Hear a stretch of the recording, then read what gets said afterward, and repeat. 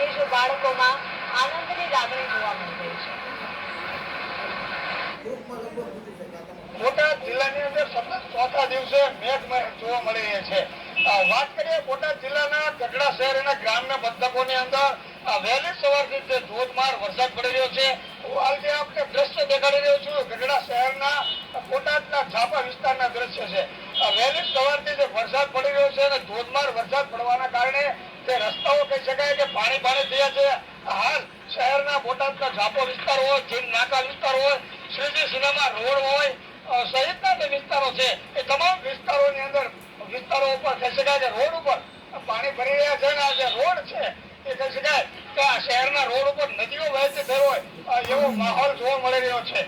ત્યારે સારો વરસાદ થયો છે જેના કારણે શહેરીજનોમાં પણ આનંદ જોવા મળી રહ્યો છે। આપણી સાથે શહેરીજનો છે તેની સાથે સીધી વાત કરવાનો પ્રયત્ન કરશું। ગઢડા જય સ્વામિનારાયણ, રફીકભાઈ ચાવાળા, ગઢડા સ્વામિનારાયણ। વરસાદ સારો પડી રહ્યો છે અને ખુશીની આનંદ થઈ છે।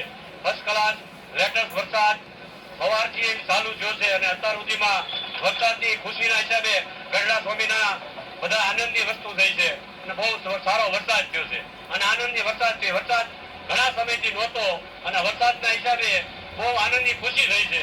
જય સ્વામિનારાયણ।